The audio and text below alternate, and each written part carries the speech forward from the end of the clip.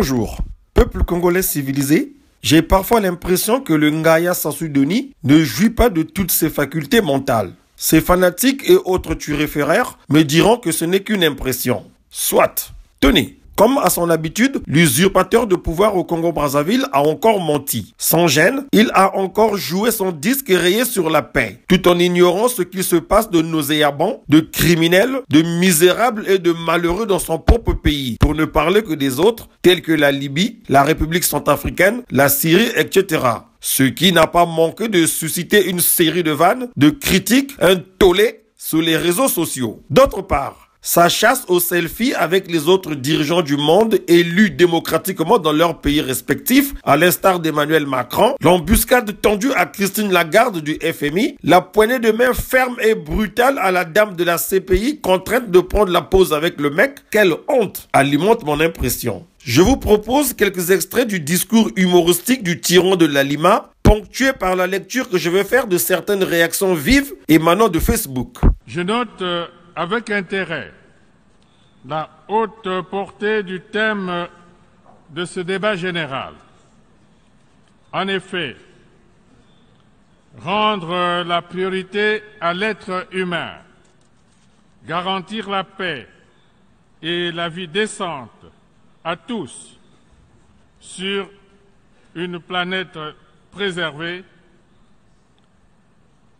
tel est énoncé le défi majeur qui commande à nous tous une attitude d'ouverture et de responsabilité. Un sanguinaire qui parle de paix et veut faire des leçons de morale à tous. Il dit des choses dont il a toujours été incapable de faire. N'importe quoi. Libère les prisonniers politiques et le journaliste Gis Fortuné Mbemba. Vie humaine qu'il sacrifie allègrement dans le pool et au CHU. Pitié. Il divague complètement. Un marchand de mort comme lui. Dictateur. Voleur. Il faut libérer tes prisonniers politiques. Voyou. Si tu es pour la paix, sois un exemple d'abord. Arrête de tuer ta population. Criminel. Voyou en cravate. Koulouna. La médiocrité en personne. Que du blablabla. Monsieur le dictateur. Laissez la nouvelle génération diriger l'Afrique. Le vieux Carolite. Bota Lambunzi ya Sassou. Ezo Tangamakila ya Batu. Tu racontes n'importe quoi. Un génocidaire. Il n'a même pas honte. Le temps ridicule ne tue pas son auteur. Sassou, un bronquignol grave. Mauvais ouvrier. Car a trop pillé nos richesses. Il a conduit le pays à la banqueroute. Un président fictif que 98% du peuple ne veut plus voir. La situation en Syrie et en Irak, le conflit israélo-palestinien, la menace nucléaire, les crises en Afrique et dans les autres parties du monde posent ouvertement l'exigence morale et urgente de la paix. La paix, cette valeur sans laquelle rien de constructif et de durable n'est possible, a toujours été notre credo de tous les instants. Chaque fois que les circonstances le permettent, le Congo s'emploie à défendre les idéaux de paix et de justice en Afrique et dans le reste du monde. C'est dans ce cadre que mon pays va accueillir le 19 octobre 2017 le 7e sommet de la conférence internationale sur la région des Grands Lacs et la réunion de haut niveau du mécanisme de suivi de l'accord cadre pour la paix, la sécurité et la coopération pour la République démocratique du Congo et la région.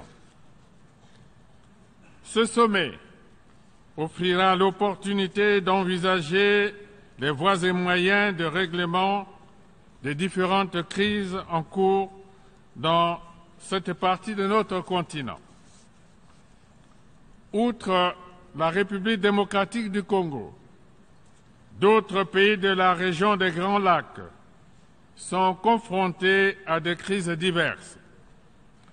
Je pense particulièrement à la République centrafricaine, au Burundi et au Soudan du Sud. S'agissant de la République centrafricaine, le processus de retour à la paix suit normalement son cours. Le soutien du Congo au gouvernement et au peuple centrafricain est acquis. Au demeurant, la recherche de solutions pour une sortie de crise effective en Libye, dans le cadre du mandat confié par l'Union africaine au Congo, qui en assure la présidence, progresse assurément dans le bon sens. Il cite la RDC, Centrafrique, Burundi, la Libye qui sont en crise politique. Et le Congo, il dit que c'est un îlot de paix qui organise des sommets pour résoudre les crises dans ces pays. Il défend les idéaux de paix et de la justice dans le monde. Mais comment explique-t-il que ça c'est son 25e passage à cette même assemblée? Le mandat présidentiel est de combien d'années au Congo? Il ne sert à rien. Il est nul comme tout. Il n'est pas le président du Congo civilisé. C'est un gaïa. Voilà. Ce type est-il vraiment normal? Comment peut-il citer les autres pays en crise politique sans citer le Congo? La RCA où tu soutiens les trafiquants et la contrebande d'armes. Sassou, tu es un criminel. Nous te jugerons.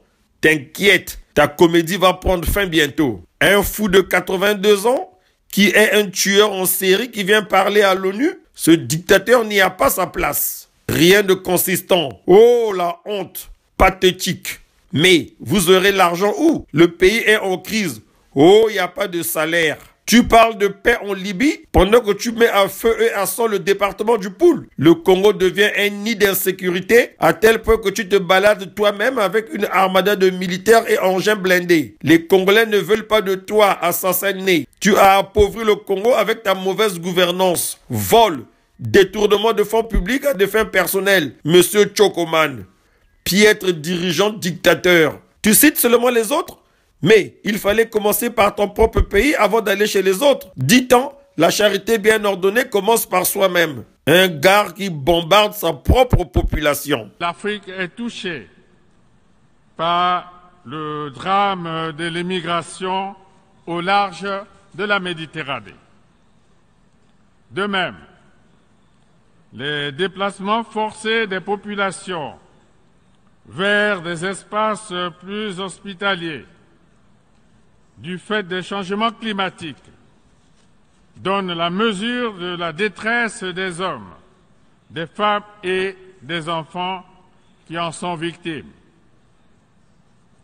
Nous sommes donc tous interpellés. Il nous faut agir en profondeur, de manière solidaire et dans la compréhension mutuelle, pour contenir ces exodes vers l'incertitude et préserver la vie des milliers d'Africains. Préserver la vie des Africains? Mais, et les Congolais du Poul, sont-ils pas africains? Je pense que la priorité c'est d'abord les Congolais, car les autres peuples africains ont leurs dirigeants aussi. Sassou, rien de bon. Mais, qui l'a invité à l'ONU? Voilà un patient pour les psychiatres américains. Le gars là n'est pas fou par hasard. Tu prends la paix? Commence-toi. Libère ton frère Mokoko, assassin, un drogué, mytho qui nous sert de président. Monsieur la paix, aka assassin. Quelle incohérence totale. Il me fait de la peine cet homme. Quel idiot. Un nasbin encore aux affaires. Il y en a marre. Qu'il dégage et laisse le Congo tranquille. Il a manqué l'occasion de se taire. Un discours creux, distordu et incohérent. Parler de tout, du monde entier, sauf de son propre pays. Parler du climat, alors que des salaires ne sont pas payés. Ah, Tata String Bika Diamba quoi. Regarde son visage. Trop de produits éclaircissants. Quelle honte. Tueur. Tu parles de la Libye, alors que chez toi c'est pourri. Pif. Ce primitif. Barbare. Moyenâgeux. Sauvage. Despote. Caïd. Gangster. Terroriste, assassin et voleur, Sassou Denis doit être arrêté net et mis hors d'état de nuire. Quel médiocre! Mais cette organisation des Nations Unies est un conglomérat de fous. Si ce fou joyeux, tueur en série et terroriste vient à l'Organisation des Nations Unies, pourquoi pas le dirigeant nord-coréen? Chasser le naturel, il revient au galop. Un peu comme maudit, Sassou a fait la démonstration devant la face du monde qu'il est un grand imposteur. Il a voulu se diriger contre toute attente vers le fauteuil du patron de l'Organisation des Nations Unies pour s'y installer. Sassou Ningana. Sincèrement, s'il y a des gens qui croient en ce ngaya de Sassou Denis, ce ne sont que des fous. Au revoir.